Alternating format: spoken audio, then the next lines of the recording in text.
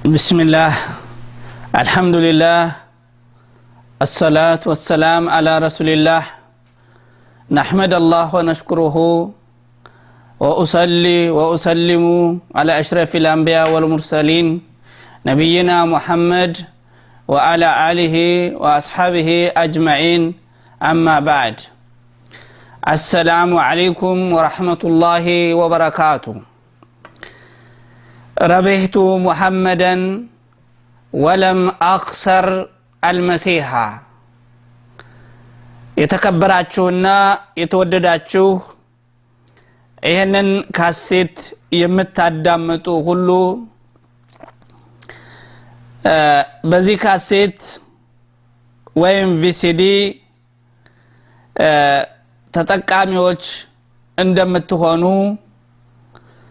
ለብዙ ከእስላም ውጭ ላሉ ወገኖቻችንም በስጦታና በተለያየ መልኩ በማበርከት ብዙ አጅር እንደምታገኙበት ተስፋ አደርጋለሁ። ርዕሱ ሙሐመድን አተረፍኩ ኢየሱስንም አላጣሁት ይላል። ሙሐመድን አተረፍኩ ኢየሱስንም አላጣሁት። በመስለሜ ሙሐመድን አተረፍኩ ኢየሱስንም አላጣሁት። የሁለቱን ታላላቅ ነቢያት እና የሁለቱን ታላላቅ ነቢያት ማንነት ለማብራራትና ለመግለጽ እወዳለሁ። ነገር ግን ሁለቱንም ታላላቅ ነቢያት አበይት ነቢያት የአላህ Subhanahu Wa Ta'ala መልእክተኞች የሆኑትን የኢየሱስንና የሙሐመድ አለይሂ ሰላቱ ወሰላምን ማንነት በተቻለ መጠን ለመግለጽና በተለይም ከእስላም ውጭ ላሉ ወገኖቻችን ይጠቅማል ብዬ የማስበው ነገር ለማካፈል እወዳለሁ። እንግዲህ የሁለቱን ታላላቅ ነቢያት ማንነት ለመግለጽ እስላም ምን እንደሚያስተምር ምን እንደሚገልጽ ምን እንደሚያሳይ አብራራለሁ። እኔ ቀድሞ ከእስላም በፊት የነበረውን ክርስቲያናዊ አስተምሮ አሁንም ወደ እስላም ከመጣው በኋላ በእስላም ላይ ያገኘሁትን ትርፍ ምን እንደሆነ ከሐዲስም ከቁርአንም ከመጽሐፍ ቅዱስም ለመግለጽ እወዳለሁ። እንግዲህ የሁለቱን ታላላቅ መልእክተኞች ማንነት ለመረዳት እስላምን ማወቅ እንዲሁም በእስላም ውስጥ መግባት የግድ ይላል። እስላም ውስጥ ከገባንና እስላም ውስጥ ያለውን ነገር በደንብ ከተረዳን የሁለቱን ማንነት በደንብ እናውቃለን። ስናውቅም ደግሞ እንወዳቸዋለን፣ እናከብራቸዋለን፣ እንታዘዛቸዋለን ማለት ነው። ምክንያቱም በሙሉ ነቢያት እናታቸው አንድ ናት። ምን ማለት ነው? የተላኩበት የመልእክት ምንጭ ስለ ፈጣሪ ብቸኛ አምላክነት መግለጽና ከፈጣሪ ውጭ ያሉትን ነገሮች ሁሉ በአምልኮት ደረጃ አለመያዝ የነቢያቶች ሁሉ የተልኮ ቁንጮ ነው። ታዲያ እስላም ውስጥ ስንገባ ወይም እስላማዊ አስተምሮ ስንይዝ ብዙ የምንረዳቸው ነገሮች ይኖራሉ። አንዳንዶች ከእስላም ውስጥ ያሉ ሳይሆኑ ከኢስላም ውጭ የሚኖሩ ወገኖቻችን የሰለሙ ወይም ደግሞ ሙስሊም የሆኑ ሰዎች በሙሉ ስለ ኢየሱስ ያላቸውን አመለካከት በደንብ አያውቁም። በኢየሱስ ላይ ያላቸውንም እምነት አይረዱትም። ይሄንን ለመግለጽ ሲባል እኔ በመስለሜ ሙሐመድን አተረፍ ኢየሱስንም ቢሆን በእስላም ውስጥ አላጣውትም የሚለውን ርዕስ መርጫለሁ። እንግዲህ ወደ እስላም ውስጥ ስንገባ እስላማዊ የሆኑ መረጃዎችን እናቀርባለን። አንድ ሰው ወደ እስላም ሲገባ እስልምናን በአፉ ተናግሮ በልቡ አምኖ በተግባር መግለጽ መቻል አለበት። ያን ጊዜ ነው እንግዲህ ፍጹም በእስላም ውስጥ ጠቅልሎ ሲገባ ያን ጊዜ እሱ መስለሙና እስልምናን በራሱ ላይ ማንጸባረቁ በተግባር ማሳየቱ በልቡ ማመኑ በአፉ መናገሩ ትክክለኛ መስለሙን ያስረዳል ማለት ነው። አለበለዚያ ወደ ኋላ ወደ ነበረበት ወይም ደግሞ ወደ ኋላ እሱን ወደማይመለከተው አመለካከት የሚወስደው ከሆነ ይሄ ሰው አሁንም በደንብ መግባት እንዳለበት ምክር ይሰጠዋል ማለት ነው። ለምሳሌ እንደ ምሳሌ ብንጠቅስ አብደላህ ኢብኑ ሰላም የሚባል አይሁዳዊ ምሁር ወደ እስላም ገብቶ ሳለ አንድ ነገር ተከስቷል። አብደላህ ኢብኑ ሰላም የሚባለው ሱሐባ መጀመሪያ ላይ በነብያችን ሰለላሁ ዐለይሂ ወሰለም ዘመን ወደ እስላም ጎራ የተቀላቀለ ሰው ነው። ታዲያ ኦሪትን በደንብ ጠንቅቆ የሚያውቅና የአይሁድን አስተምሮ በስነ ስርዓት የተማረ ሰው ነበረ። ቅዳሜንም ያከብር የነበረ ሰው ነው። ኦሪትንም በሚገባ አንብቦ የተረዳና ተምሮ የሚያስተምር ሰው ነበረ።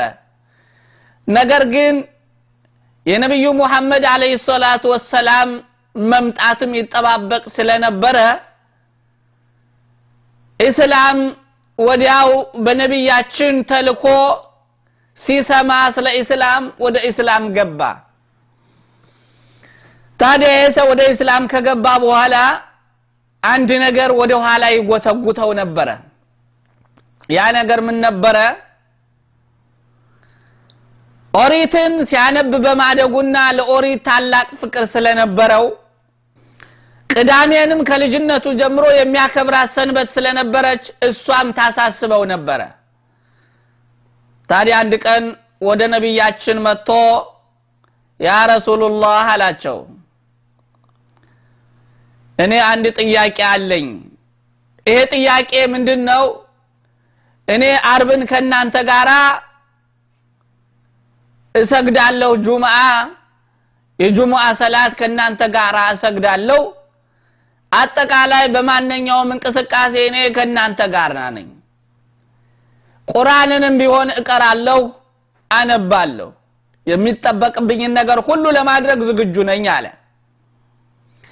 ነገር ግን በልጅነቴ ጀምሬ የለመድኩት ኦሪት ስላለ አንድ ቀን እንደው በግሌ ምን አለ ባነበው ቢፈቀድልኝ፣ ቅዳሜንም ከልጅነቴ ጀምሬ የማከብራት ሰንበት ስለሆነች አንድ ቀን እችን ሰንበት በመተወልበት ቀን ቅዳሜ እንዲያው ስራ መስራት ስለከበደኝ ቢፈቀድልኝና ቅዳሜንም ባከብር የናንተን ታላቁን ጁምዓ አብሬያችሁ ነኝ፣ ቁርአንንም ቢሆን አብሬያችሁ ነኝ።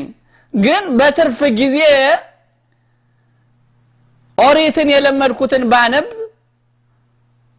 እንደገናም ደግሞ ቅዳሜን ባከብር ምን ይመስሎታል ብሎ ጥያቄ አቀረበላቸው።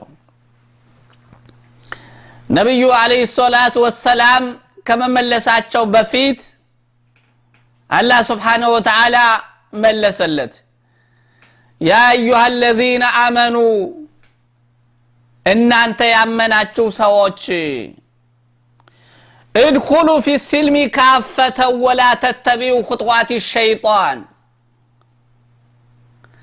ወደ እስላም ስትገቡ ጠቅልላችሁ ግቡ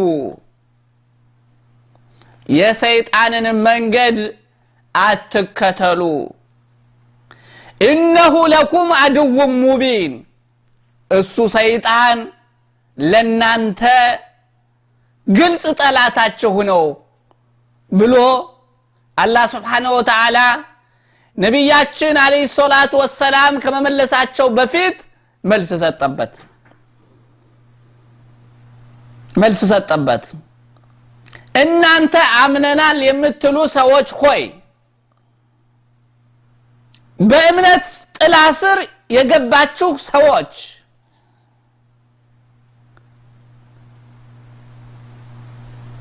ወደ እስላም ከገባችሁ በኋላ ወደ ኋላ ተመልሳችሁ ሐሳብም ቅሬትም ያላችሁ ነገር ለመተግበር አትፈልጉ ከገባችሁ ጠቅልላችሁ ግቡ እናንተ ወደ ኋላ አትመለሱ ድሮ ወደምታውቁት ድሮ ወደ ለመዳችሁት ነገር አታስቡ ይሄ ከኋላ ሆኖ የሚያስታውሳችሁ ነገር ሸይጣን ነውና ያንን አትከታተሉ አለ የናንተ ደግሞ ሰይጣን ሁሉ ጊዜ እንደ ሐሳብ እንዳመለካከት እንዳማራጭ ከኋላ የሚያቀርብላችሁ ነገር የሰይጣን መንገድ ነው ሰይጣን ደግሞ ለናንተ ወዳጅ ሆኖም አያውቅም ለናንተ ሰይጣን ሁሉ ጊዜም ጠላታችሁ ነው ጠላትነቱም ደግሞ የተደበቀ ሳይሆን በግልጽ ከጥንት ጀምሮ በታሪክ የሰማችሁትና ሁሉ ጊዜም የሰው ልጆች ጠላት ነው ብሎ አላህ Subhanahu Wa Ta'ala በግልጽ ለአብዱላህ ኢብኑ ሰላም መለሰለት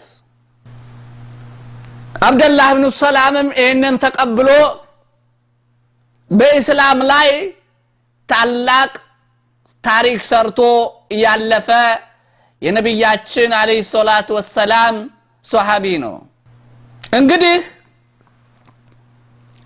አብዱላህ ኢብኑ ሰላም ስለ ኢየሱስም ያውቃል ስለ ነብዩ ሙሐመድ አለይሂ ሰላቱ ወሰላምም ያውቃል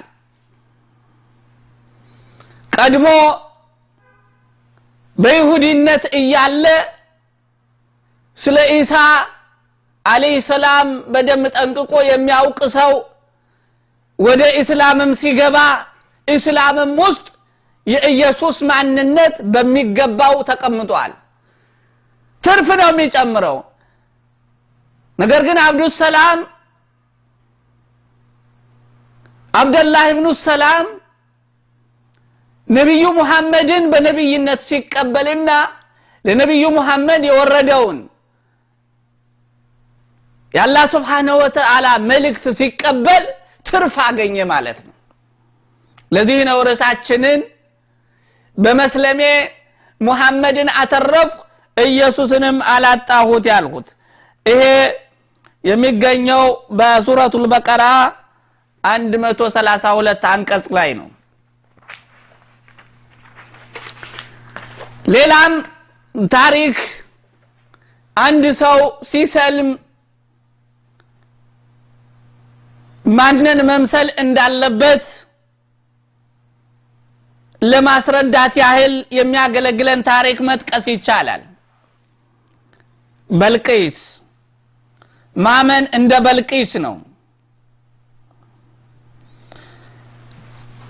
በልቂስ ታሪኳ ረጅም ነው በአገራችን አነጋገር ንግስተ ሳባ ብለን እንጠራታለን ሳባ ማለት የመንና በየመን አካባቢ የሚገኘው ቦታና አካባቢ ነው ታዲያ ንግስተ ሳባ በነበረችበት ዘመን በሳባ ምድር ላይ ታላቅ ንግስት ነበረች። በከበሩ ነገሮች ቤተመንግስቷንና ግዛቷን የምታስደንቅ ሴት ነበረች። ታሪኳ ረጅም እንደመሆኑ የሚያስፈልገንን ብቻ ባጭሩ ለመግለጽ እወዳለሁ። አንድ ቀን በቤተ መንግስቷ አካባቢ ያለውን ሁኔታ ስትመለከት የሷን ሁኔታ ደግሞ በትኩረት የሚመለከት አንድ ወፍ ወደ እርሷ መጥቶ ነበር። በዘመኗ የሻም ንጉስ ወይም ደግሞ የእስራኤል ንጉስ ተብሎ የሚጠራው ነብዩ ሱለይማን ወይም ሰሎሞን በሻም ምድር ላይ ንጉስ ነበር። እሱ በነገሰበት ዘመን ንግስናው ታላቅ ከመሆኑ የተነሳና አላህ Subhanahu Wa Ta'ala ዕውቀትን ስለሰጠው ነብይም ስለነበረ ብዙ ነገሮችን ብዙ ቋንቋዎችን hatta በግዛቱና በሰራዊቱ ስለ ራሱ ከሰራዊቶቹ የማይታዩ ጅኒዎችም ነበሩ። እሱ ብዙ ነገሮችን የሚያውቅና አይዋፋትን ሳይቀር የሚያነጋግር ቋንቋቸውንም የሚረዳ ታላቅ ነብይ ነበር። ነብዩ ሱለይማን አለይሂ ሰላም እንግዲህ ነብዩ ከቦታ ወደ ቦታ በሚንቀሳቀስበት ጊዜ አይዋፋት ሳይቀር ክንፋቸውን ዘርግተው ፀሐይ ጨረር ወደ እርሱ እንዳይመጣ ይከላከሉለት ነበር። ይሄ ከክብሩ የተነሳ አላህ Subhanahu Wa Ta'ala የሰጠው እሱን ለማክበር እሱን ለማላቅ የሰጠው ጸጋ ነበር። አንድ ቀን ከዚህ ከሚሰለፉት ወፎች መካከል ሁድሁድ የሚባለው ወፍ አልተገኘም። ወዲያው ማን ነው ዛሬ ክፍተት ያሳየ ብሎ ሲያየው ሁድሁድ ነው። ወዲያው ሲመጣ ሳያስፈቅድ ለምን ሄደ ብሎ ይቀጣል ብሎ ዝም አለ። ሁድሁድ ሲመጣ የት እንደሄደ ተጠየቀ። ንጉስ ሆይ አትቆጣ፣ ዛሬ ትኩረቴን የሳበው ነገር አግኝቼ እዚያ ሄጄ ነው አለ። ምንድነው ሲባል የንግስተ ሳባን ታሪክ ያየውን ሁኔታ በደንብ አርጎ ለነብዩ ሱለይማን አስረዳው። የሚያሳዝነው አለ ታላቅና የከበረች ንግስት ብትሆንም የምታመልከው ግን ፀሐይን ነው ብሎ ነገረው። ነብዩ ወዲያው ይሄን ሲሰማ መልእክት ጽፎ ለሁድሁድ ሰጠውና ሄድና ይሄንን አድርስላት አለው። ሁድሁድም እንደተፈለገው መጥቶ ያን ደብዳቤ በስብሰባ ላይ እያለች ወረወረላት። አነበበችው። ሹራ ወይም ምክር አደረገችበት ከሰራዊቷ ጋራ። መልእክት ወዲያው ጽፋ ላከች እሷ። አንዳንድ ፈተናዎችንም አብራ ልካ ስለነበረ እነዚያን ፈተናዎችን በሚገባ የሚያውቁ ነው ሌላ መልሶ እንደገና ጻፈላት። ከዚያ በኋላ ሄዳ ማየት እንዳለባት ወሰነችና ከሱለይማን ጋራ ተገናኘች። ብዙ ያላየቻቸውና የተገረመችባቸው ነገሮችን አግኝታለች። አንደኛውና ትልቁ በብዙ ቁልፎች ቆልፋበት የሄደችው ዙፋኗን እዚያ አገኘችው። በማየቷ እጅግ በጣም ተገረመች። የራሷ እንደሆነም ሲጠየቅ ይሄ የራሷ እንደሆነ ተናገረች። የሚያስደንቁ የቤተ መንግስቱን ስራዎችም አይታ አደነቀች።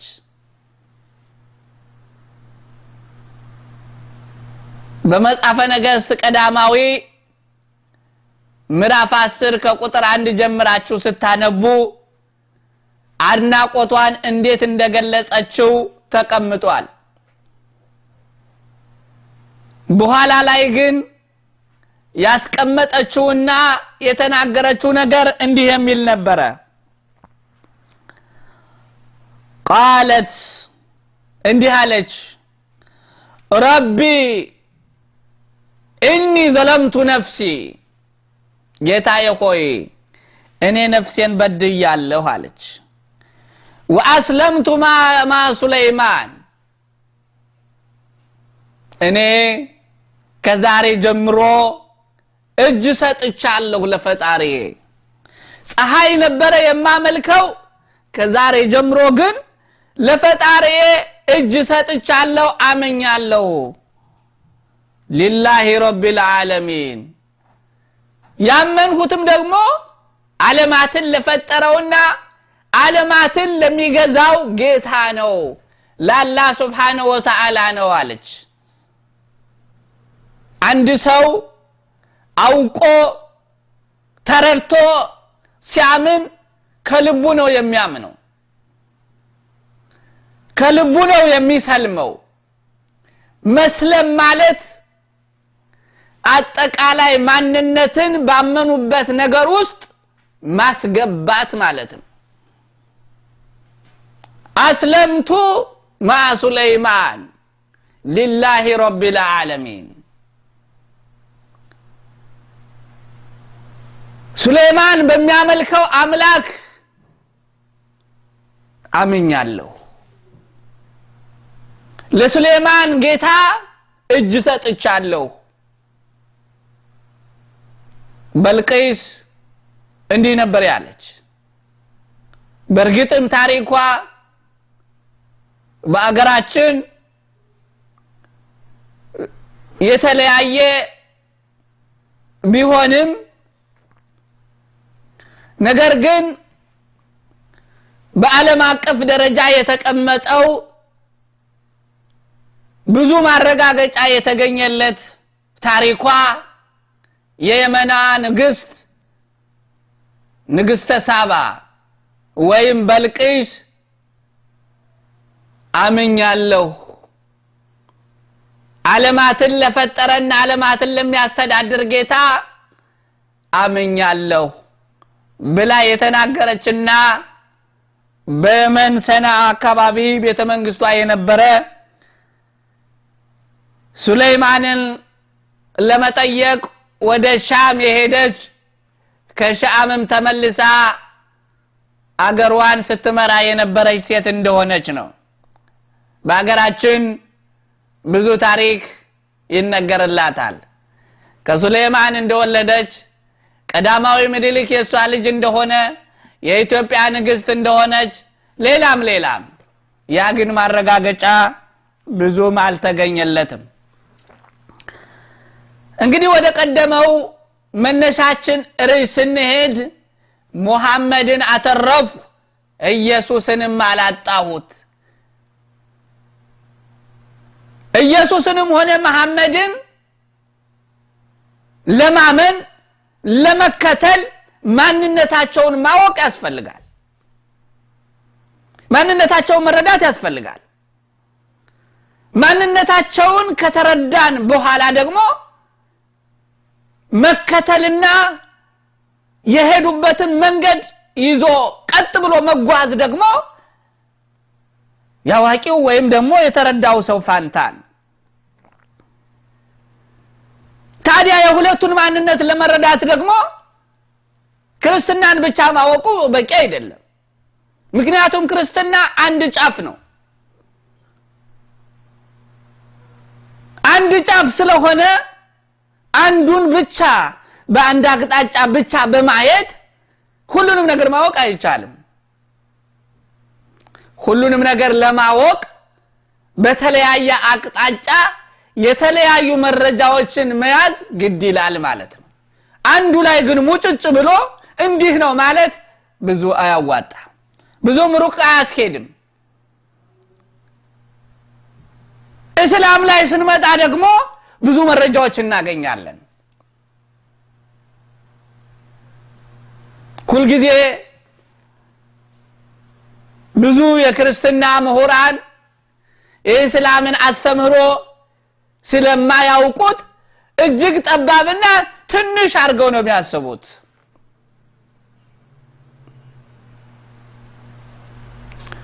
ሁሉም የያዘው ነገርና ባለው ነገር ነው የሚደሰተው። ኩሉ ህዝብን ቢማ ለደይህም ፈሪሑን ይባላል። አላህ ሱብሓነሁ ወተዓላ ሰው ሁሉ ባለው ነገር ነው የሚደሰተውና ያለው ነገር ነው ለራሱ ቅርብ ሆኖ የሚታየው። ግን ግራ ቀኝ ወደፊት ወደ ኋላ ማየት የቻለ ሰው ደግሞ ብዙ ነገር ያውቃል። የኢየሱስን ማንነት መጽሐፍ ቅዱስ ላይ ብቻ አይደለም ሰው ማወቅ ያለበት፣ እስላምም ውስጥ ማንነቱ ምን እንደሆነ ማወቅ ያስፈልጋል ማለት ነው። ግን መጀመሪያ ላይ እስላምን ለማወቅ ደግሞ እስላምን መረዳት ያስፈልጋል። እስላም ምን እንደሆነ ሲያውቅ በእስላም ውስጥም ያለውን ነገር ማወቅ ይቻላል ማለት ነው። እስላም ምንድነው? እስላም እኮ ለዓለም ሰላም፣ ለሰው ልጅ ምህረት፣ ለሰው ልጅ ፍትህ፣ ለሰው ልጅ እኩልነት፣ ለድሃውም ለሀብታሙም ለመሪውም ለተመሪውም እኩል መብት የሚያስቀምጥ ዲን ነው። እስላም አንዱን የበላይ አንዱን የበታች የሚያደርግ አይደለም። ለምስኪኖች የሚፈርድ፣ ምስኪኖችን የሚረዳ፣ ምስኪኖችን የሚያስታውስ፣ ባለጸጎችን በገንዘባቸው በማናለብኝነት በምድር ላይ ተንጠራርተው እንዲሄዱ የሚገፋፋ አይደለም። ለድሆች ማሰብ እንዳለባቸው የሚያዝዝ ዲን ነው። ኢነ ዲነ ኢንደላሂ አልኢስላም። አምላክ ዘንድ አላህ Subhanahu Wa Ta'ala ዘንድ ቀጥተኛ መንገድ ለሰው ልጆች አስፈላጊና ዋነኛ መንገድ እስላም ብቻ ነው። ብቻ ሌላ መንገድ የለም። አሉ መንገዶች ግን የተዘጉ ናቸው። መንገዶች አሉ። መንገዶች ሁሉ ግን የሚፈለገው አድራሻ አያደርሱም ነው። በምድር ላይ ብዙ ሃይማኖቶች አሉ። ሁሉም ሃይማኖቶች ትክክል አይደሉም። በምድር ላይ በአንድ ከተማ ውስጥ ብዙ መንገዶች አሉ። ሁሉም መንገዶች ግን ዋና መንገዶች አይደሉም። የተከለከለ መንገድ፣ የተዘጋ መንገድ አለ። መግባት ክልክል ነው የተባለ መንገድ አለ። ድሮ የሃይማኖት መንገዶች የነበሩ እስላም ሲመጣ ደግሞ እስላም ጠቅልሎ መንገዶችን ይዟል። አሁን ከእስላም ውጭ መንገድ የለም። አላህ ነው የነገረን፣ ከእስላም ውጭ መንገድ የለም። መንገዶች ሁሉ ወደ እስላም ሊያደርሱ ግድ ይላቸዋል። እስላም ላይ ሲደርሱ ግን መንገዶች በቃቸው። አንድ መንገድ ከዋና መንገዱ ካደረሰ በኋላ ዋና መንገድ መሆን አይችልም። ተውራት፣ ኦሪት፣ ወንጌል፣ መዝሙረ ዳዊት፣ ጥቅሉ መጽሐፍ እነዚህ በሙሉ ቁርአን ላይ ያደርሳሉ። ቁርአን ከደረሰ በኋላ ግን የሰው ልጆች የሚመሩት በቁርአን በኋላ የነበሩት መለኮታዊ መጽሐፍ እንደሆኑ ከአላህ Subhanahu Wa Ta'ala እንደወረዱ የሰው ልጆች በየዘመናቱ እንደተመሩባቸው ግልጽ ነው። ቁርአን ሲመጣ ግን በቁርአን ይደመደማሉ። ነብዩ መሐመድ አለይሂ ሰላቱ ወሰለም ሲመጡ በነብዩ መሐመድ ነብይነት ነቢያት ይደመደማሉ።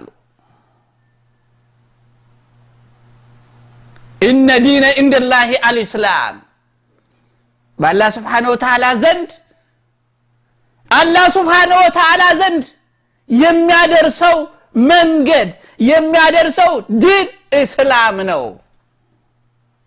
እስላምን ስናውቀው የኢየሱስን ማንነት የሙሐመድን ማንነት እናውቃለን። የሙሐመድን ማንነት የኢየሱስን ማንነት ስናውቅ ደግሞ ምርጫችንን እንይዛለን ማለት ነው።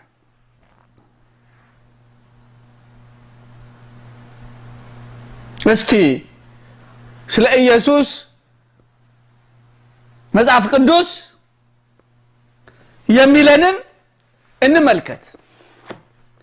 ጳውሎስ ምን ይለናል? ወንትሎ ለፍጹም መላክነ ኢየሱስ ክርስቶስ ዘታገሰ ኀፍረተ መስቀል አናህስዮ በእንተ ፍስሐሁ ዘጽኑ ሎቱ ዕብራውያን 12 ቁጥር 2 እስከ 3 ባለው ላይ ፍጹም መልእክተኛ የሆነው ኢየሱስን እንከተለው አለ። ጳውሎስ ሰባኪ ነው። ሰባኪ ደግሞ ሰዎችን ወደ አለበት ዓላማ ይሰብካል። ሲሰብክ የራሱ የሆኑ የስብከት መንገዶችን ይጠቀማል። ያ የስብከት መንገዱ ግን ወደሚፈልገው ዓላማ ማድረሻ እንጂ መንገድ አይደለም። ጳውሎስ አንዳንድ ጊዜ ሲፈልግ ኢየሱስን ወደ አምላክነት ይወስደዋል። አንዳንድ ጊዜ ሲፈልግ ደግሞ ወደ ታች ያወርደዋል። አሁን ለዕብራውያን በተጻፈው መልእክት ላይ ዕብራውያን እስራኤላውያን ናቸው። በኤቦር ነው ዕብራውያን የተባሉ። የኤቦርን ወገኖች ሲሰብካቸው ምንድነው የሚለው? መልእክተኛ የሆነው ፍጹም መልእክተኛ ነው ያለ። ፍጹም ወንትሎ እንከተለው ለፍጹም መላክነ ፍጹም መልእክተኛ የሆነ አለ። ቆራጥ መልእክተኛ የሆነውን ኢየሱስን እንከተለው። አጅብ እኮ ነው። እንከተለው እሱ አለ የመከራን ኀፍረት የታገሰ ነው። ዘታገሰ ኀፍረተ መስቀል የመከራን ኀፍረት የቻለ አናህሲዮ መከራውን አቃሎ እንደምንም ሳይቆጥር ማለት ነው። በእንተ ዘጽኑዕ ሎቱ አለ። በእንተ ፍስሐሁ ዘጽኑዕ ሎቱ ስለሚቆየው ደስታ አያችሁ። ኢየሱስ መልእክቱን ያስተላልፈው ከፈጣሪው ዘንድ የሚያገኘው ጸጋ ስላለ ነው። ያ ጸጋ ጀነት ገብቶ መኖር ነው። ጀነት ማስገባት አይደለም፣ ጀነት ገብቶ መኖር። በእንተ ፍስሐሁ ዘጽኑዕ ሎቱ ስለሚጠበቅለት ደስታ አለ። የሚጠበቅለት ደስታ ምንድነው? ማን ነው የሚጠብቅለት? የሚጠብቅለት የፈጠረው ጌታ አለው። ያን ደስታ ስለሚጠብቅለት ስለዚያ ደስታ ብሎ በመድር ላይ የነበሩትን ውርደቶችን መስቀል ማለት ሁሉ ጊዜ ሰው መስቀልን የተመሳቀለ እንጨት አድርጎ ነው የሚያስበው። መከራ ማለት ነው። መስቀል የሚለው ቃል ሁሉ መከራ የሚያመለክት ነገር ነው። ታዲያ መስቀልን ሰው ግን ሁሉ ጊዜ ከእንጨት ጋር ያያይዘዋል። ያንን የታገሰ ፍጹም መልእክተኛ በመልእክቱ ላይ እንከን የሌለውን ኢየሱስ ክርስቶስን እንከተለው። ማን ነው እንዲህ አለ? ጳውሎስ። ለማን ነው እንዲህ አላቸው? ለዕብራውያን። ይሄ ምንድነው የሚያሳየው ፍጹም መልእክተኛነቱን የተላከ መሆኑን ላኪ ያለው መሆኑን መልእክቱን የሚቆጣጠረው አካል መሆኑን መልእክት የተሰጠው ሰው መሆኑን ተላኪ አለ ላኪ አለ መልእክት አለ የተላከላቸው ሰዎችም አሉ በወቅቱ ለእስራኤላውያን የተላከ መልእክተኛ ነው ከጳውሎስ ቃል የምንረዳው ይሄንን ነው ሌላው ኢየሱስ ባስተማረው በዮሐንስ ወንጌል በምዕራፍ 15 ቁጥር 1 ላይ አነ ውእቱ ሐረገ ወይን ዘጽድቅ ወአቡየ የተካሊሁ እኔ የወይን ሐረግ ነኝ የእውነት የወይን ሐረግ ነኝ አባቴም ደግሞ ገበሬው ነው ይላል እንግዲህ ገበሬና አትክልት አንድ አይደለም እሱ አትክልት እንደሆነ የወይን ሐረግ እንደሆነ የተከለው የሚያጠጣው የሚያበቅለው ደግሞ ተካይ እንዳለው እየተናገረ ነው አባቴ ነው የተከለኝ አባቴ የሚለው አገላለጽ ሁሉ ጊዜ ሰው ከመወለድ ጋራ ሊያያይዘው ይችላል አባቴ የሚለው አገላለጽ ሌላ ያዘዘውን አካል ለመግለጽ የተቀመጠ አነጋገር ነው እኔ የወይን ሐረግ ነኝ ተተክያለሁ የተተከልኩ ነኝ ግን ተካይ አለኝ የሚነቅለኝም የሚተክለኝም አለ እያለ ነው የሚነቅለኝም የሚተክለኝም ተቀምጧል እያለ ነው የሚነግረን ማን ራሱ ኢሳ አለይሂ ሰላም ይሄ የሚያመለክተው እንግዲህ ምን ነው ፍጡር መሆኑን ነው ፍጡር መሆኑን በግልጽ ያስቀምጥልናል ሌላ በዮሐንስ ወንጌል ምዕራፍ 17 ቁጥር 3 ላይ ከቁጥር 1 ጀምረን ብናነብ ብዙ ምናገኛቸው መልእክቶች አሉ ላንብብላችሁ ከምዕራፍ 17 ከቁጥር 1 ጀምሮ እስከ መጨረሻው ባነብላችሁ እጅግ በጣም ደስ ይለኛል ለምን መሰላችሁ ይሄ ምዕራፍ 17 በሙሉ የሚያስረዳው እሱ መልእክተኛ መሆኑን ነው እሱ የተላከና ላኪ እንዳለው የተላከበትን ሥራ እየጨረሰ እንደሆነ የሚያስረዳ ከዚህ ምድር ላይ ሊያርግ ወደ ሰማይ ሲል ወደ ሰማይ ፈጣሪው ሊወስደው ሲል የመጨረሻ የመጣለትም ተልቆ እየፈጸመ እንደሆነ የተናገረበት ቋንቋ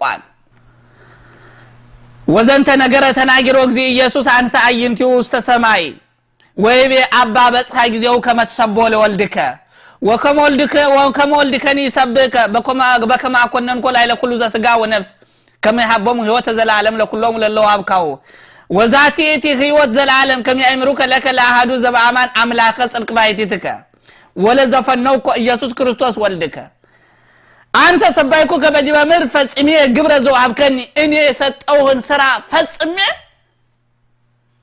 አክብሬሃለሁ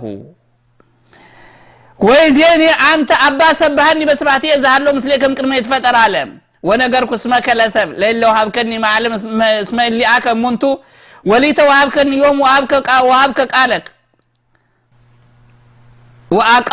ወአቀቡ ቃለከ ወይዜኒ አይመሩ ከመ ኩሉ ዘወሀብከኒ ማህቤከ ውእቱ እስሙ ሀብክዎሙ ቃለ ዘወሀብከኒ ወሙንቲነ ሲኦሙ አማን አይመሩ ከመ ማህቤከ ወጻይኩ አምኑ ከመ አንተ ፈነውከኒ ወአንሰ በእንቲአሆሙ ስእሉ አኮ በእንተ ዓለም ዘሰለከ አላ በእንተ ለሀብከኒ እስመሊአከ ሙንቱ ወኩሉ ዘዚአየ ዚአከ ውእቱ ወዘዚአከኒ ዚአየ ውእቱ ወተሰባይኩቦም ወይህሉን ከውስተ ዓለም ወሙንቱ ውስተ ዓለም ይህሉ ወአንሰ ሀቤከ መጽ ኦ አባ ቅዱስ ቀቦም በስምከ አባት ሆይ በስምህ ጠብቃቸው አለ በስምህ ጠብቃቸው የሰጠኸኝን እንዳስተምራቸው እንድልካቸው የሰጠኸኝን ሐዋርያትን አንተ ጠብቅልኝ እያለ ዱዓ ያደረገን ከመይኩኑ አደብነ ከማነ እንደኛ አንድ እንዲሆኑ እንደ ሌሎች ነቢያት እንዳለፉት የነቢያት ደቀ መዛሙርቶች ከመሪዎቻቸው ጋራ አንድ እንደሆኑ ሁሉ እነዚህም ከኔና እኔን ከሚመስሉ ጋራ አንድ እንዲሆኑ አንድ ጀማ እንዲሆኑ ጠብቃቸው አንተ አው የሚመጣውን መለያየት የሚመጣውን ያስተምሮ ለውጥ ስለሚያውቅ ነብይ እንደመሆኑ የወደፊቶች ነገሮችን አላህ Subhanahu Wa Ta'ala ስለሚገልጽለት ነው እንዲህ የሚለው እናንተ አምላክ ስለሆነ ነው እንዳትሉ ብዬ ነው አመሰሐለኩ አነ መስሊኦም ወስተዓለም አቀብክዎም በስምከ ለለው ሀብከኒ ናሁ አቀብክዎ ተማይጸንክዎም ወይታጉል አህዱ ይምንዎም ዘይን በለወልደ ሀጉል ከመይብጻ ቃለ መጽሐፍ ወይዘሰባቱ መጽ ሀቤከ ወዘንተ ነገር ወስተዓለም ከመይኩን ፍሳየ ፍጹመ ላይሊሆም ወአንተ ፈጽሜ ወሀብክዎም ቃለከ ወዓለም ሰጸሎም እስመይኮኑ ምንቱ ማለም በከመይኮንኩ አነ ማለም አኮ ዘሰይለከ ከመትንሶሙ ማለም ዘይን በለደሙ ከመተቀቦሙ እኮይ እስማሙንቱ ይኮኑ ማለም በከመይኮንኩ አነ ማለም ቀድሶው በጽድቅከ እስመ ጽድቁቱ ቃለከ በከመፈነው ከኒ ውስተ ዓለም ከያየ አነኒ ፈነውክዎም ውስተ ዓለም አንተ እንደላከይ እኔም ላኳቸው አንተ ልከኛል ከምድር ከሰዎች መካከል አስነስተ በምድረ እስራኤል እንዳስተምር ልከኛል እኔም ልካቸዋለሁ ይሄ በሙሉ እስከ መጨረሻው ብታነቡት ጊዜ ስለሚወስድ ብዙ መናገሩ ሳይሆን ብዙ ነገር መጨበጡ ስለሆነ ዋናው ነገር በአጠቃላይ መልእክተኛነቱንና ፍጡር መሆኑን የሚያስረዱ ነገሮች ናቸው አባቴ አባት ሆይ የሚለው አዛዥ እንዳለው ለመግለጽ የተናገረበት ቋንቋ ነው እንግዲህ ከመጽሐፍ ቅዱስ አኳያ ብዙ ማለት ይቻላል እንግዲህ እንዲህ ብሎ ራሱ እየተናገረ ያለ ነው መልእክተኛነቱና አምላክ እንደውም በተናገረበት እኮ እዚህ ላይ ምዕራፍ 17 ባነበብኩላችሁ ቁጥር 3 ላይ ወዛቲቲ ህይወት ዘላለማዊ ህይወት ማለት ይችናት አለ ከመያይመሩከ ለከ ለአህዱ ዘባማን አምላክ ዝርበት ብቻህን አምላክ የሆን ብቻህን ከመያይመሩከ ለከ ለአህዱ አንዱን አንተን እውነተኛ አምላክ የሆንከው አንተን ብቻ ያውቁ ዘንድ ይህችው ቀት ዘላለማዊ ህይወት ናት አለ ታዲያ እሱ ብቸኛ አምላክ መሆኑንና እሱ መልእክተኛ መሆኑን እየተናገረ እያስተማረ ባለበት ሁኔታ አንዳንድ ወንድሞቻችን ግን ያወቅን መስሏቸው የቤተ ክርስቲያኗን ትምህርት እንኳን በደንብ ሳያውቁ ብዙ የሚናገሩ ሰዎች አሉ በተለይም ወንድማችን አቶ ምረታብ ስለ ስላሴ ሲያስረዳ በዛፍ መስሎ ኢየሱስ ቅጠል አብ ደግሞ ግንድ መንፈስ ቅዱስ ስር ናቸው እያለ ስለ ዛፍ ስላሴን በዛፍ ሊያስረዳን ይሞክራል እንዲያው እሱ ከፈጠረው ምሳሌ ይልቅ የቀደሙ ሰዎች የተናገሯቸውን ምሳሌ ስለማያውቅ ነው እንጂ ከሱ ምሳሌዎች እጅግ ብዙ ነበሩ እነዚያ ያስረዳሉ ማለት ሳይሆን ከውቀት የተነሳ የመጡ ምሳሌዎች ስለሆኑ ከሱ እጅግ በጣሙን የተሻሉ ናቸው ታዲያ ያንን ስለማያውቀው የቀደሙ አባቶች ያስቀመጡትን ምሳሌ ስለማያውቅ አዲስ ምሳሌ ፈጠርኩ ብሎ እንደገና ተጫወተበት በርግጥ የሚያሳዝነው ነገር እሱ ይሄንን መናገሩ አይደለም ይሄንን ሲናገር የሚሰሙ ከሱ የተሻሉ ምሁራን እንዳሉ አቃሉ ከሱ የተሻሉት ሰዎች ይሄንን ሲናገር ዝም ማለታቸው ነው የሚገርመኝ ምክንያቱም ይሄ ሰው በሳምንት 2 ጊዜ ቤተክርስቲያን ቅዳሜና እሁድ በመምጣት የሰንበት ተማሪ ከሚባሉት ውስጥ ነው ተማርኩ የሚለው ግን እድሜ ዘመናቸውን የቤተክርስቲያኗን ቋንቋ ግዕዝም የአገሪቱንም ቋንቋ ልጎተል ሀበሻ ቋንቋ የሚባለውን ጠንቅቀው የሚያውቁና በትርጓሜ ቤትም ለብዙ አመታት የደከሙ ሰዎች ቢናገሩ የነሱ ምክር ከሱ ልፍለፋ የተሻለ ነው እሱ ግን በአፈጮለነት የሚሆን መስሎት ከተማ በማደጉ የከተማ ማደጉን እንደ ዕውቀት ቆጥሮ ምላሱን በማሾል የሚናገረው ነገር በጣም ይገርመኛል እሺ እኔ ዛፉንም ልቀበለው በዛፍ መስሎ ዛፉ የሥላሴ ማንነት አካላት ሊያስረዳልኝ ይችላል ብሎ አቅርቦታል በፌስቡክም ያሰራጨው ነው እኔን መተቸቱ ምንም ማለት አይደለም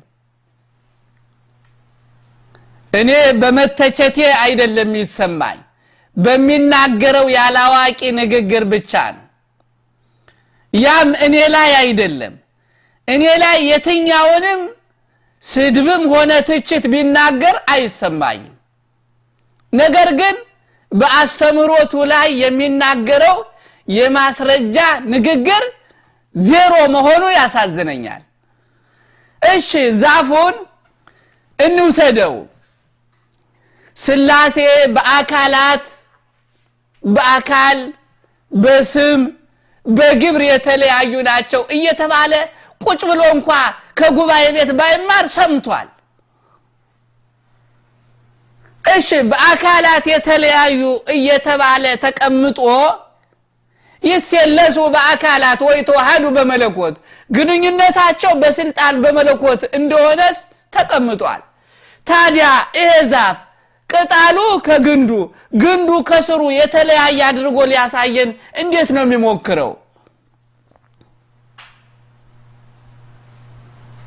እንዴ ሶስቱም ደግሞ የተለያየ ስራ ነው የሚሰሩት ቅጠሉ ሌላ ግንዱ ሌላ ስሩ ሌላ ብለን እንውሰደው እንደሱ ሐሳብ ማለት ነው እሺ ልዩነታቸው እምን ላይ ነው እንዴ አንድ ዛፍ በሶስት አካላት ለሚመሰል ምስጢረ ሥላሴ አስተምሮ እንዴት ሊቀርብ ይችላል አካላታቸው የተለያየ ነው የተባለ አንድ ዛፍን ለአካላት ምሳሌ አንድም ሶስትም እንደማይባል ይለናል ያለመማር እኔ ግን ለወንድማችን ላቶ ምረተአብ አቶ የሚለው ደግሞ መምህር እንዳልሆነ በሚገባ አውቃለሁ አቶ ብዬ የምናገረው ዲያቆን ስለሆነ ነው ዲያቆን ደግሞ እስመ እሙንቱ ከመህዝብ ነው የሚለው ፍትሐ ነገሥቱ እነሱ እንደ ህዝብ ናቸው ብሎ ከህዝብ የማይለዩ መሆናቸው ለመለላክ ብቻ የሚሰጥ ስልጣን መሆኑ አቶ ግዴታ ይሆንበታል ማለት ነው ካህን ስላልሆነ መምህርም እንዳልለው የተማረ ስላልሆነ ቄስ ገሌም እንዳልለው ቅስና ስለሌለው አቶ ለማለት እገደዳለሁ ግን ወደ ትምህርት ቤት እንዲሄድ በጉባኤ ቤት እንዲማር የተማሩ ሰዎች እንዲናገሩ በአፈጮሌነት ያዘውን መድረክ ለቀቅ እንዲያደርግላቸው ወደ ትምህርት ቤት ሪፈር ቢጻፍለት የተሻለ ነው ብዬ እመክራለሁ ወደ ኢየሱስ የቀደመ ርዕሴ ልግባ የቀደመ ርዕሴ ኢየሱስን አላጣሁትም ሙሐመድን አተረፍ ኢየሱስንም አላጣሁትም ነው ስለ ኢየሱስ ነው ስናገር የነበረ ከመጽሐፍ ቅዱስ አኳያ አሁንም ወደዛ ተመልሼ እስላማዊ አስተምህሮ ወይም ሙስሊሞች ስለ ኢሳ አለይሂ ሰላም ወይም ስለ ኢየሱስ ያላቸውን እምነት ለማስቀመጥ እወዳለሁ ኢየሱስ በመጀመሪያ የአዳም ዘር ነው ይሄ እኛ ሙስሊሞች የምናምንበት በኢየሱስ ማንነት ላይ ያለን እምነት ነው ኢየሱስ የአዳም ዘር ነው የአዳም ዘር ነው ስንል ቀድሞ ህልውና ነበረው ማለታችን አይደለም በኋላ ላይ ወልደ ዳዊት ወልደ አብርሃም ተብሎ እንደሚጅ ማንነቱ ከማርያም ላይ እንደሚጀምር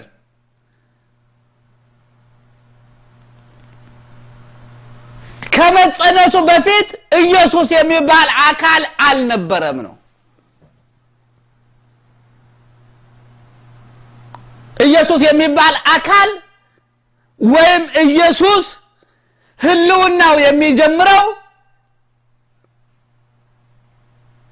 መልአኩ ጅብሪል አለይሂ ሰላም በገብርኤል ላይ ይውረድና የምስራች ለማርያም ሲነግራት ማንነቱ የሚጀምረው እሷ ስትቀበለው አላህ Subhanahu Wa Ta'ala ይሁን ሲል ያን ጊዜ ማንነቱ ይጀምራል በመለኮቱ ቀድሞ ነበረ የሚለውን አይደለም ቀድሞ ከፈጣሪ በስተቀር ዓለም ከመፈጠሩ በፊት ከፈጣሪ በፊት ማንንም አልነበረም ከኢየሱስ መወለድ በፊት ወልድ የሚባል አልነበረም ኢየሱስ የሚባል አልነበረም ኢየሱስ የሚጀምረው ከማርያም ነው ሲጸነስ ማንነቱ ተጀመረ የአዳም ዘር ነው ስንል በስጋው በመለኮቱ እያል ለማደናገር አይደለም የአዳም ዘር ነው የምንለው አዳም ዘሩ ነው ተብሎ በግልጽ የሚነገርለት ከማርያም ማንነቱ የጀመረ ሆኖ ነው ስለዚህ ከማርያም በፊት ማንነት አልነበረው ሁለተኛው ወደ ነገደ እስራኤል የተላከ ከእስራኤል ህዝብ መካከል ከሆነችው ድንግል ከሆነች ጥብቅ ከሆነች ማንንም ካልደረሰባት ፈጣሪዋን ከምትታዘዝ ሙስሊም ከሆነች ሴት የተወለደ ነው ሙስሊም ናት ፈጣሪዋን ትታዘዝ የነበረች ፈጣሪዋን ትፈራ የነበረች ሙስሊም ሴት ናት ከሷ የተወለደ ነብይ ነው ብዙ ታምራት በአላህ ፍቃድ አድርጓል አላህ Subhanahu Wa Ta'ala ስልጣን የመፈወስ የማዳን ስልጣን ተሰጥቶታል አልመሲህ ስሙ መሲህ ነው መሲህ ማለት ደግሞ በመዳበስ መስህ ማለት መዳበስ ማለት ነው በማበስ አይነ ስውራን የነበሩትን በማበስ የሚያድን ስለሆነ አይነ ስውራን የሆኑትን በእጁ በመዳሰስ በማበስ ስለሚያድን ነው መሲህ የተባለው መስህ ማለት ማበስ ስለሆነ የሱ ደግሞ በማበሱ ሰዎችን የሚያድን ስለሆነ አልመሲህ ተባለ ሙታንን እንዳስነሳ ለምጻምን እንዳነጻ እጉራንን እንዳበራ ሙስሊሞች እናምናለን ይሄን ሁሉ ያደረገው ግን አምላክ ስለሆነ ሳይሆን ነብይ ስለሆነ ነብይነቱንና መልእክተኛነቱን ለማረጋገጥ ከአላህ Subhanahu Wa Ta'ala የተሰጠው ስልጣን ስለሆነ ነው ተአምራት ነው ይሄ ተአምራት ከፈጣሪ የተሰጠ ነው ለሌሎችም ነቢያት ተሰጥቷል ለሌሎችም ነቢያት ተሰጥቷል ሌላው የጌትነትም ሆነ የአምላክነት ደረጃ ፈጽሞ የለው የአምላክነትም ሆነ የጌትነት ደረጃ እሱም አልተናገረ ሌሎች ቢያቀራርቡትም እሱም አይደለም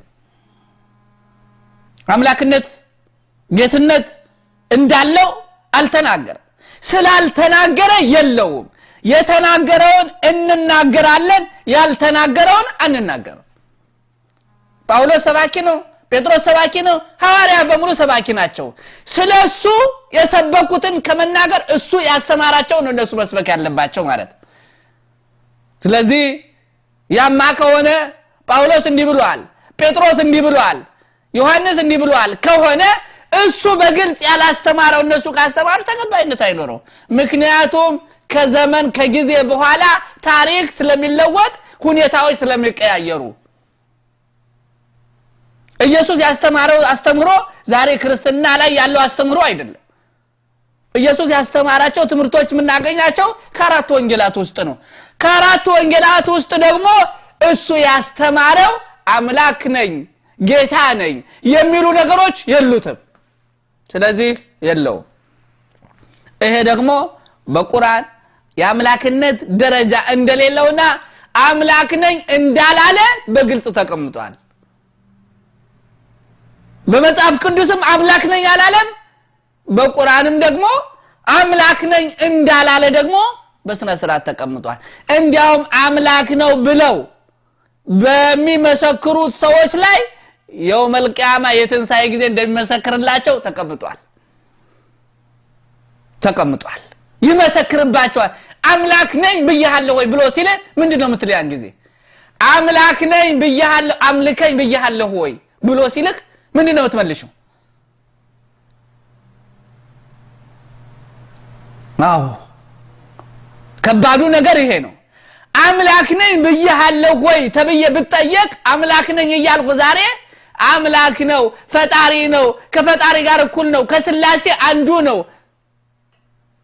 ሙቶ የተነሳ አምላክ ነው እያልኩ ዛሬ ስናገር እውነት እኔ አምላክ ነኝ ብያለሁ ወይ ብሎ ሲል ምን ትመልሳለህ ምንም ችግሩ ይሄ ነው ሌላው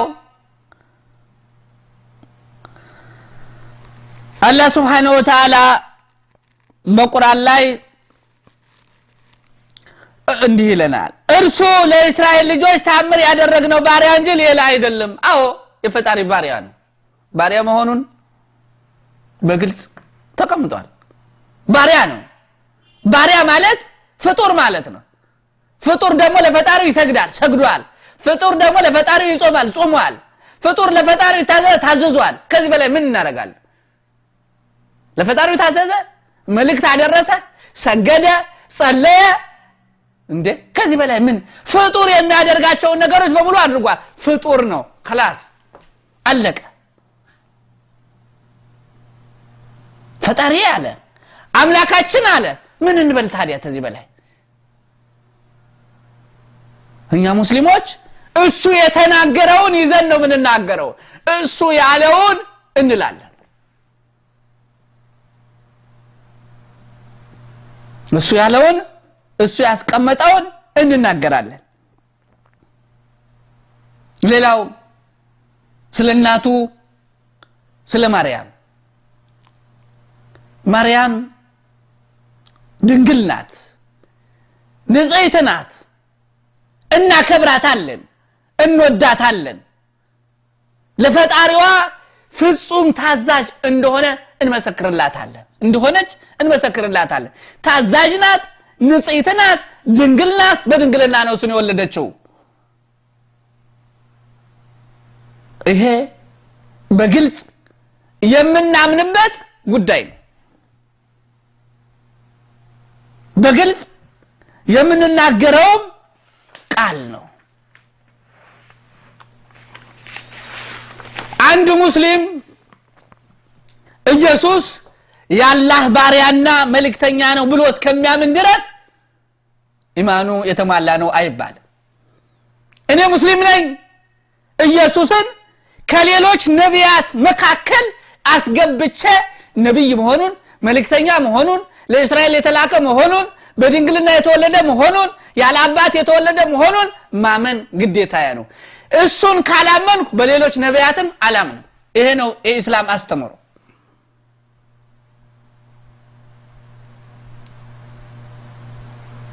አንድ ሙስሊም የኢየሱስን ነብይነት የኢየሱስን መልእክተኛነት ከነቢያት መካከል ለዚያውም የቁርጠኝነት ባለቤት አበይት ነቢያት ከሚባሉት ከአምስቱ ውስጥ እንደሆነ ማመን ይጠበቅበታል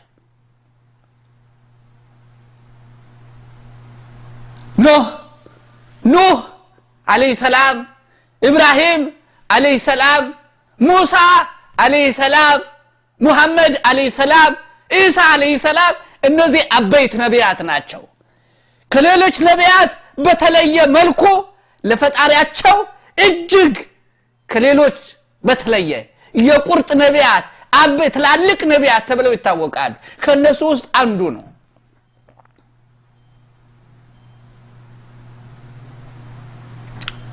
ይሄንን የምናምንበት እስላማዊ አስተምሮ ነው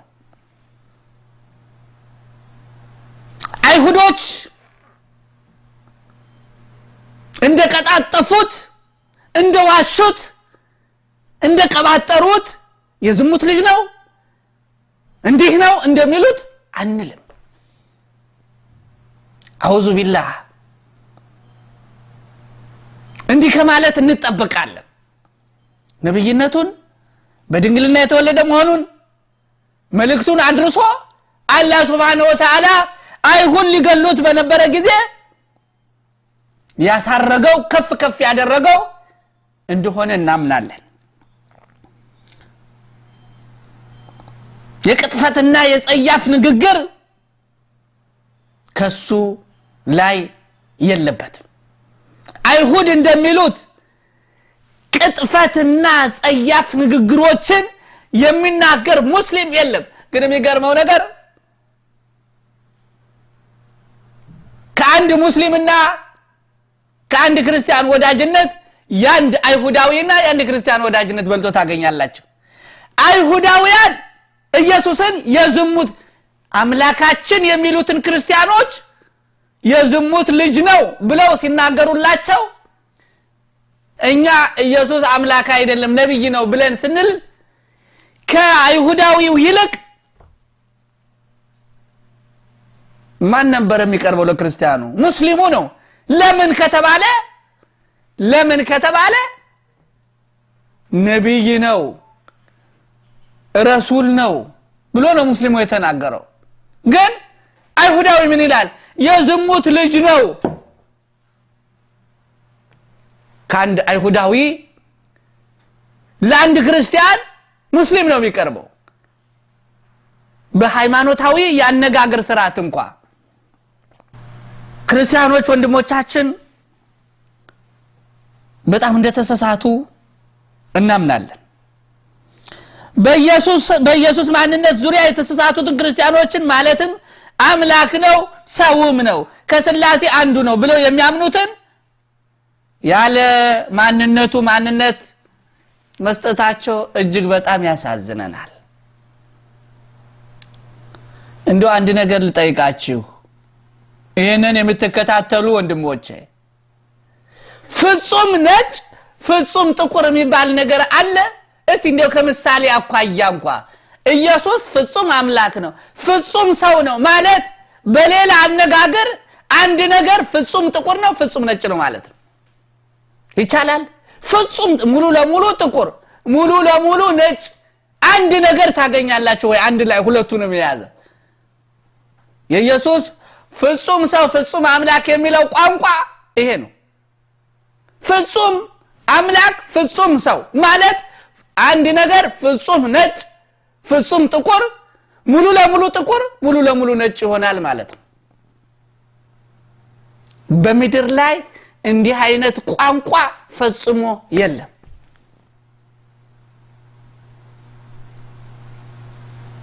ይሄ ነው እንግዲህ አይሁድ ሊገሉት በፈለጉ ጊዜ አላህ Subhanahu Wa Ta'ala ወደ ሰማይ ከፍ አደረገውና አሳረገው እሱን አልገደሉትም አልሰቀሉትም ኢየሱስ አልተገደለም አልተሰቀለም وما قتلوه وما صلبوه ولكن شبه لهم አልሰቀሉትም አልገደሉትም ነገር ግን የተሰቀለው የተገደለው ከሱ ጋር ተመሳሰለባቸው እሱን አላህ Subhanahu Wa Ta'ala አሳረገው ዳግመኛ ትንሳኤ ሊቀርብ ሲል ይመጣና አሁን ባለው ቁርአን ዓለምን ይዳኛል ዓለምን ይወቅሳል ዓለምን ያስተዳድራል ከዚያም በኋላ ይሞታል ከሞተ በኋላም እንደ ነቢያት ይነሳል ያን ጊዜም ደግሞ ከተነሳ በኋላ እንደማንኛውም ነብይ ዋጋውን ያገኛል የኢየሱስ አስተምህሮ የከፈለበትን ዋጋ ምድረ እስራኤልን ያስተማረውን አስተምህሮ ዋጋ እንደሌሎች ነቢያት ቀርቦ ይቀበላል ዋጋውን ከነቢያት ጋራ ይኖራል ማለት ነው ስለዚህ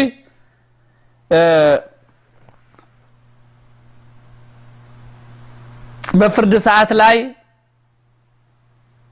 አምላክ ነው ባሉት ሰዎች ላይ እንደሚመሰክራባቸው ሱረቱ ኒሳ 159 ላይ ተቀምጧል አምላክ ነው እያሉ ዛሬ የሚሰግዱለትንና የሚያመልኩትን ሰዎች አምላክ ነኝ አላልኳቸውም ብሎ ይመሰክርባቸዋል ውሸተኞች ናቸው ያላልኳቸው ነው የሚተገብሩ ብሎ ይመሰክርባቸዋል ነው የሚለን አላህ Subhanahu Wa Ta'ala ያን ቀን እንዳናፍር ዛሬውኑ አይምሮ ያለን ሰዎች መጠበቅ ማሰላሰል ይኖርብናል ማለት ነው አሁን እንግዲህ የምንቀጥለው ስለ ኢሳ አለይሂ ሰላም ስንናገር ስለቆየ አሁን ስለ ነብዩ መሐመድ አለይሂ ሰላቱ ወሰላም የተወሰነውን ጊዜ በዚህ ዙሪያ እንቆያለን ማለት ነው እንግዲህ ነብያችን መሐመድ አለይሂ ሰላቱ ወሰላም እንደማንኛውም ነቢያት የተወለዱና ከዘመዶች ጋራ ካጎታቸውና ካያታቸው ጋር ያደጉ ጥሩ የሥነ ምግባር ባለቤት የሆኑ የትምርት ድል ግን ከሰዎች ያልገጠማቸው በነበሩበት አካባቢ እንደሌሎች ነቢያት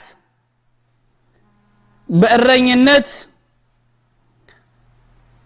የሌሎች እንስሳትን ግመሎችንና ሌሎችንም በወቅቱ በዘመኑ ያሉትን ነገሮች ሲጠብቁ የነበሩ ሰው ናቸው ነብያችን መሐመድ አለይሂ ሰላቱ ወሰላም በ40 ዘመናቸው አላህ Subhanahu Wa Ta'ala ነብይና ረሱል አድርጎ አስነሳቸው የነብይነታቸው ሁኔታ ምን ይመስላል ከተባለ አላህ Subhanahu Wa Ta'ala የሚመርጥበትን መስፈርት የሚያወጣው ራሱ ነው ስለዚህ ነብያችን መሐመድ አለይሂ ሰላቱ ወሰላምን አላህ Subhanahu Wa Ta'ala ከሰዎች መካከል መርጦ ለነብይነትና ለረሱልነት አጫቸው ማለት ነው ከዚያ በኋላ ነብይነት ከመጣላቸው በኋላ ለ23 አመታት ከአላህ Subhanahu Wa Ta'ala መመሪያውን ቁርአንን እየተቀበሉ ለሱሐቦቻቸው በወቅቱ ለነበሩት አስተላለፉ ማለት ነው ይሄ ሪሳላና ይሄ ሪሳላ ወይ መልእክት ደግሞ ለዓለም እንደወረደ በወረደበት ዘመን በግልጽ በራሱ በመልእክቱ ውስጥ ተቀምጧል ማለት ነው እንግዲህ ነብያችን አለይሂ ሰላቱ ወሰላም የነቢያት መቋጫና መደምደሚያ ናቸው መልእክታቸው ለሰዎች ብቻ ሳይሆን ለጅኒዎችም ጭምር የተላኩ ነብይ ናቸው ነቢያት ሌሎች ነቢያት ከነብዩ ሱለይማን በስተቀር ከነቢያት ለጅኒዎች በግልጽ መልእክት ያስተላለፉ ነቢያትን ከነብዩ መሐመድ አለይሂ ሰላቱ ወሰለም በስተቀር በግልጽ አናገኝም። ነብዩ ሱለይማን አለይሂ ሰላም ከጅኒዎች ጋር ግንኙነት እንደነበራቸው ተገልጿል። ነገር ግን የነብያችን መሐመድ አለይሂ ሰላቱ ወሰለም ሪሳላ በግልጽ ለጅኒዎች ጭምር እንደመጣ ራሳቸው ጅኒዎች ጭምር አስቀምጠውታል። በቁርአን ሱረቱል አህቃፍ ላይ አንቀጽ 31 ላይ ጅኒዎች ራሳቸው እንዲህ ብለው ጅኒዎችም አሉ ወገኖቻችን ሆይ ያላህን ጥሪ ተቀበሉ። ነብዩ አለይሂ ሰላቱ ወሰለም የሚጣሩትን መጣራት ጅኒዎች መቀበል እንዳለባቸው ከጅኒዎች መካከል የተቀጠሩን የተቀበሉ ሰዎች ሲያስተላልፉት እንደሆነ በቁርአን ይገልጽልናል ማለት ነው። ስለዚህ አላህ Subhanahu Wa Ta'ala ነብያችን ሰለላሁ ዐለይሂ ወሰለምን አንተንም ለሰዎች ሁሉ በመላ አብሳሪና አስፈራሪ አድርገን እንጂ አላክንም ብሎ በሱረቱ 728 ላይ ይገልጽልናል ማለት ነው። ስለዚህ ነብያችን አለይሂ ሰላቱ ወሰለም በስድስት ነገሮች ከነቢያት ከሌሎች ነቢያት አላህ Subhanahu Wa Ta'ala አስበልጧቸዋል። እነዚህም አንደኛ ጥቅላዊ የንግግር ስልት ተሰጥቷቸዋል። በትንሽና ብዙ መልእክት በመስታስተላልፍ ቃል ብዙ ነገር እንዲናገሩ ይሄ አላህ Subhanahu Wa Ta'ala የሰጣቸው ጸጋ ነው። ሁለተኛው ጠላትን በማስፈራራት ታግዘዋል። ያ ማለት ምን ማለት ነው? አላህ Subhanahu Wa Ta'ala ሙስሊሞች ከሌላ ጋራ ትግል በሚገጥሙበት ጊዜ ሙስሊሞች ገና የአንድ ወር መንገድ ሲቀራቸው ተጋጣሚዎቻቸው በፍርሃት ይርበደበዳሉ። ስለዚህ አላህ Subhanahu Wa Ta'ala ይሄንን ጸጋም ለሳቸው ብቻ ችሯቸዋል ማለት ሰጥቷቸዋል። ይሄ በጣም በግልጽ የምናየው ነገር ነው። ዛሬ በአለም ላይ ሙስሊሞች እንዲህ ናቸው፣ ሙስሊሞች አሸባሪዎች ናቸው፣ ሙስሊሞች እንዲህ ያደርጋሉ፣ ሙስሊሞች እንዲፈጥራሉ፣ ይሄ አስቀድሞ ፍርሃት ነው። ይሄ ደግሞ አላህ Subhanahu Wa Ta'ala ለዚህ ኡማ የሰጠው ጸጋ ነው። አንድ ሙስሊም ምንም ነገር ሳያደርግ እንዲሁ ይፈራል። የሚፈራ ከሌላው ይልቅ ጨካኝ ከሌላው ይልቅ አረመኔ ሆኖ አይደለም። እንዲያውም አንድ ሙስሊም ከሌላው ይልቅ ርህሩህ ከሌላው ይልቅ አዛኝ እንዲሆን ነው ቁርአንም ሐዲስም የሚነግረን። የሚያደርጉትም እስልምናን በተግባር የሚተገብሩ ሙስሊሞችም የሚያደርጉት ይሄንን ነው። ለጎረቤትም ሆነ ለዘመድ ከዚያም ውጭ ላለ ሰው በአለም ላይ ላለው ነገር ሁሉ ሰላም ፈላጊና ሰላምን የሚከተሉ ሙስሊሞች ናቸው። ነገር ግን እንዲሁ ዝም ብሎ ዓለም እስላምን ይፈራዋል። እስላም የሚፈራው አላህ Subhanahu Wa Ta'ala የሚወደውና የመረጠው ለሰው ልጆች የሰጠው ዲን ስለሆነ ነው እንጂ እንደሌሎች ሃይማኖት ሙስሊሞች የሚንቀሳቀሱ እንኳን አይደሉም። እንደሌሎች ሃይማኖት አስተማሪዎችና ሰባኪዎች ሙስሊሞች የሚጠበቅብንን ያህል ሁሉ አልተንቀሳቀስንም። ነገር ግን እስላምን ዓለም ይፈራዋል። ለምንድን ነው የሚፈራው? ሐቅ ስለሆነ ነው። ሌላው የያዘው ሁሉ ውሸት ስለሆነ ውሸት እውነት ሲመጣ ውሸት መንገድ ይለቃል። ስለዚህ ከርቅ መዋጋት ይፈልጋል ማለት ነው። ስለዚህ ነብያችን አለይሂ ሰላቱ ወሰለም ጠላትን በማስፈራራት ታግዣለሁ ለጦርነት ከመነሳታቸውና ጦርነት ሲያስቡ ገና ያንድ ወር መንገድ ሲቀራቸው ጠላቶቻቸው ይርበደበዱ ነበር ሶስተኛው ምርኮ ተፈቅዶልኛል አላህ Subhanahu Wa Ta'ala ጠላት ገፍቶ መጥቶ ያላህን ዲል ለማጥፋት ፈልጎ ከመጣ ያን ጊዜ በመስፈርት በሸርጥ የሚገባውን የሚያስፈልገውን መስፈርት ካሟላ በኋላ ሙስሊሞች ለዲናቸው የማይታገሉበት ምንም ነገር የለም ነገር ግን ገፍተው አንድን ሀገር ለማስለም ወይም አንድን ሀገር እስላምን ካልተቀበልክ ብሎ የሚደረግ ትግል ፈጽሞ የለም ተደርጎ ማያውቅም አሁንም አይደረግም እየተደረገም አይደለም ዲንን ለማጥፋት ቀጥ ብሎ የሚመጣና ዲናቸውን ካልተዋችሁ ሃይማኖታችሁን ካለቀቃችሁ አላህ መገዛት ካላቆማችሁ ብሎ ሙስሊሞችን የሚጨፈጭፍ ከሆነ ብዙ መስፈርቶችን አሟልቶ ዑለማዎች አሁን ትግል ያስፈልገዋል ካሉ ያን ጊዜ ግን ሙስሊሞች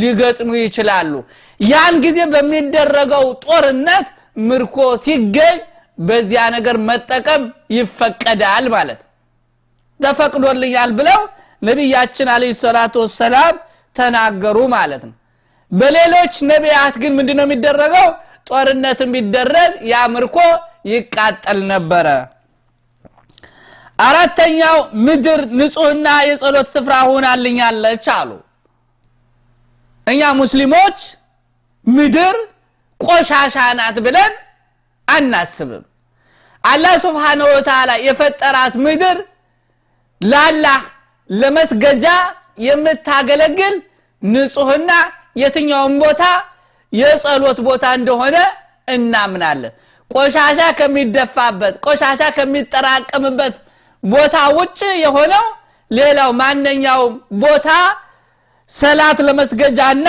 ጸሎት ለማድረጋ እንደሚበቃ እንደተፈቀደላቸው ይነግሩናል ማለት ነው አምስተኛው ወደ ፍጡራን በሙሉ ተልካለሁ ነብያችን አለይሂ ሰላቱ ወሰለም ሌሎቹ ነቢያት የተላኩት ወደ ተለያየ ብሔር ብሔረሰቦች ነው ወደ ተለያዩ አገሮች ወደ ተለያዩ ክፍላተ አህጉር ነው ነብያችን ግን ለመላው ዓለም የተላኩ ነብይ ናቸው ሌላው የነቢያት መደምደሚያ አድርጎኛል አላህ Subhanahu Wa Ta'ala አላህ Subhanahu Wa Ta'ala ነቢያትን በሙሉ የደመደመው በነብያችን አለይሂ ሰላቱ ወሰለም ነው ከሳቸው በኋላ እስከ የውመል ቂያማ ድረስ ሌላ ነብይ አይመጣም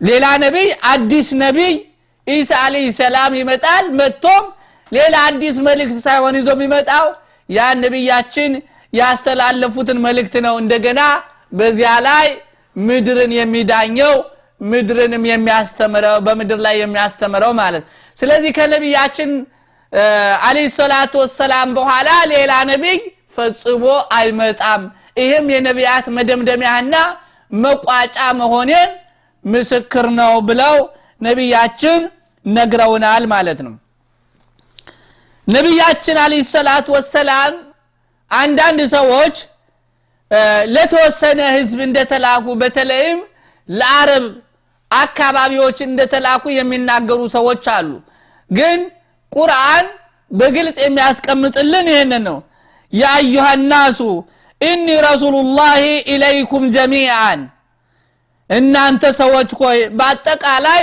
ወደናንተ የተላኩ መልእክተኛ ነኝ በአጠቃላይ ወደ ሰው ልጆች በሙሉ የተላኩ መሆናቸውን ቁርአን ራሱ ያረጋግጥልናል አላህ Subhanahu Wa Ta'ala በሱረቱል አዕራፍ 158 ላይ ያስቀምጣል ማለት ነው ሌላም ወማ አርሰልናከ ኢላ ካፈተን ሊናስ ለሰዎች በአጠቃላይ እንጂ አላክንም ብሎ አላህ Subhanahu Wa Ta'ala በግልጽ ያስቀምጥልናል ማለት ነው በመልእክተኞች አሁን የማመን ጥቅሙ ምንድነው ከተባለ ያላ Subhanahu Wa Ta'ala ጸጋ አይተን እናመሰግንበታለን ሌላው ነቢያት ያስተላለፉትን መልእክት ተቀብሎ ተግባራዊ ማድረግ ለዱንያም ሆነ ለአኺራ